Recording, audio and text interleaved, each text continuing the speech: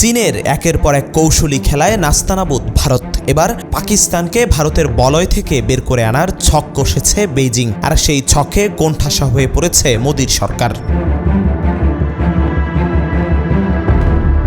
দক্ষিণ এশিয়ার ভূ রাজনীতিতে নতুন করে উত্তেজনা দেখা দিয়েছে। ভারতের সাম্প্রতিক সামরিক অভিযান অপারেশন সিঁদুর এবং পাকিস্তানের রাশিয়ার কৌশলগত তৎপরতার পরিপ্রেক্ষিতে পাকিস্তান, চীন এবং আফগানিস্তানের মধ্যে ঘনিষ্ঠতা বাড়ছে।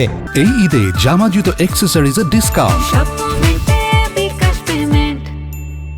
এই নতুন ত্রিপক্ষীয় সম্পর্ক ভারতের জন্য নতুন নিরাপত্তা চ্যালেঞ্জ তৈরি করতে পারে।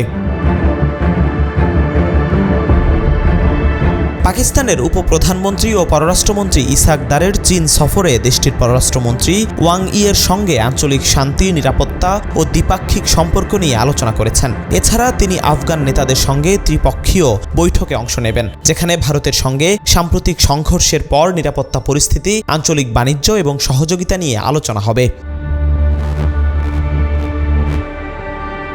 চীন ইতিমধ্যে পাকিস্তানের ভূখণ্ড ও সার্বভৌমত্ব রক্ষার পক্ষে শক্ত অবস্থান নিয়েছে। অপারেশন সিঁদুরের সময় চীন পাকিস্তানকে আয়রন ক্লাড বন্ধু বলেও উল্লেখ করে। এছাড়া চীন আফগানিস্তানে রাশিয়ার ক্রমবর্ধমান প্রভাব নিয়ে উদ্বিগ্ন। চীনের লক্ষ্য ছিল পাকিস্তান ও আফগানিস্তানের সঙ্গে সম্পর্ক জোরদার করে ভারতের প্রভাবকে ভারসাম্যপূর্ণ রাখা। পাক চীন সম্পর্কের এই ঘনিষ্ঠতা দক্ষিণ এশিয়ার ভারতের জন্য নতুন নিরাপত্তা চ্যালেঞ্জ তৈরি করতে পারে, বিশেষত যখন তিনটি দেশই ভারতের সীমান্তবর্তী। ভারতের অপারেশন সিঁদুর এবং আফগানিস্তানে রাশিয়ার তৎপরতা এই অঞ্চলের কৌশলগত ভারসাম্যকে নতুন করে সংজ্ঞায়িত করছে।